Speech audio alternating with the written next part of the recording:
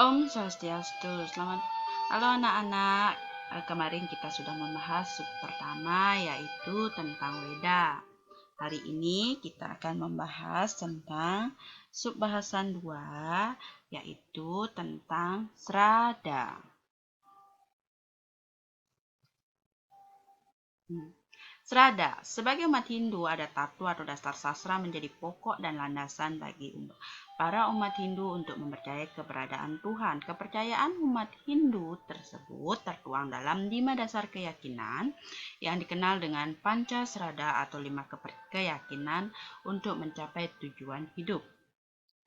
Dari unsur kata dapat diartikan bahwa panca berarti 5 dan srada berarti keyakinan atau kepercayaan. Jadi Pancasrada adalah 5 keyakinan atau kepercayaan yang melandasi umat Hindu dalam menjalani kehidupannya. Adapun 5 bagian-bagian dari Pancasrada. Yang pertama adalah Brahman. Yang kedua adalah Atman. Yang ketiga adalah Karmapala, yang keempat adalah Punarbawa, yang terakhir adalah Moksa. Baik, kita akan membahas yang pertama adalah Brahman. Keyakinan terhadap Tuhan dengan segala sifatnya dan kemahakuasaan Beliau. Tuhan disebut juga dengan ide Sang Yang Widi. Dalam menguasai alam semesta, Tuhan Yang Maha Esa dikenal dengan berbagai manifestasi sesuai fungsi dan kemahakuasaannya dalam nama Dewa. Kemudian yang kedua adalah Atman. Atman adalah keyakinan terhadap adanya percikan terkecil dari Brahman yang ada di dalam setiap makhluk hidup. Atman menyebabkan semua makhluk hidup bisa lahir, hidup, berkembang, dan mati. Atman juga merupakan sumber hidup dari semua makhluk hidup yang ada di bumi ini. Kemudian yang ketiga adalah Karmapala. Karmapala adalah keyakinan terhadap hukum karma. Hukum karma mutlak berlaku kepada semua makhluk hidup dan semua yang ada di dunia ini. Karmapala sendiri dapat dibagi menjadi 3, yaitu Sancita Karmapala, Karmapala dari perbuatan dalam kehidupan terdahulu yang belum habis dinikmati dan masih merupakan benih yang menentukan kehidupan kita sekarang ini. Yang kedua adalah Prarabdha Karmapala, pahala dari perbuatan kita pada kehidupan ini tanpa ada sisa lagi. Yang ketiga adalah Kriyamana Karmapala, pahala perbuatan yang tidak dapat dinikmati pada saat kehidupan ini, maka akan kita bawa di kehidupan yang akan datang. Yang keempat adalah Punarbawa, adalah keyakinan adanya kelahiran yang berulang-ulang atau reinkarnasi. Sesuai dengan karma wasananya, Punarbawa disebut pula samsara.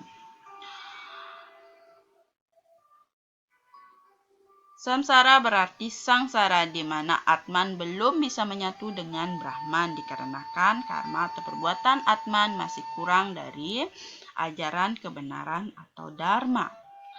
Yang kelima adalah moksa, keyakinan terhadap Atman bersatu dengan Brahman. Moksa merupakan tujuan tertinggi dari umat Hindu, di mana disebutkan Moksatam Jagadita Yaca Iti Dharma. Moksatam Jagadita Yaca Iti Dharma, yang artinya tujuan agama atau dharma, adalah untuk mencapai moksa atau kelepasan dari keduniawian atau jagadita. Baiklah, kita lanjut. Kita akan bahas tentang Brahman. Yang pertama adalah Dip, dewa. Akar kata Dip yang berarti sinar. Yang kedua adalah Batara, akar kata Bat yang artinya pelindung. Yang ketiga adalah Awatara, akar kata Alfa yang artinya kelahiran Tuhan. Yang pertama, kita akan bahas tentang dewa. Dewa berasal dari kata dip yang artinya sinar. Dewa adalah sinar suci dari Sang Hyang Widi yang berfungsi untuk menyinari, menerangi, ataupun menyinari dengan pengetahuan agar kehidupan makhluk hidup selalu berkembang dan selalu berintegrasi antar satu dengan yang lainnya. Jadi dewa adalah perwujudan sinar suci Sang Hyang Widi yang memberikan kekuatan suci guna kesempatan hidup makhluk. Agama Hindu banyak sekali mengenal dewa-dewa, seperti yang Ibu perlihatkan gambar-gambarnya, seperti Dewa Siwa, Dewa Wisnu, dan Dewa Brahma, Dewa Iswara, Dewa Indra, Dewa Surya, Dewa Waruna, Dewa Ludra, dan Dewa Kuira, serta banyak lagi lainnya. Jadi dewa bagaikan sinar yang sangat baik, bagaikan matahari dengan sinarnya.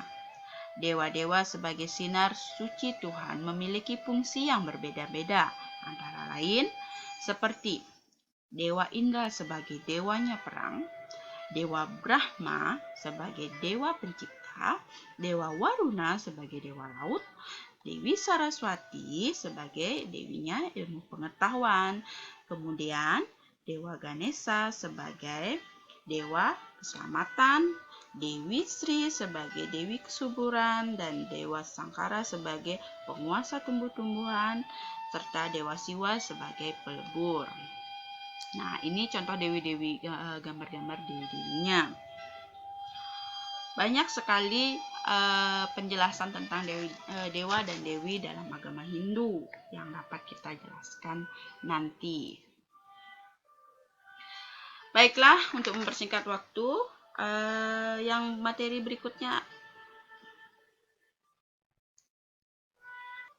Batara, Bat yang artinya pelindung.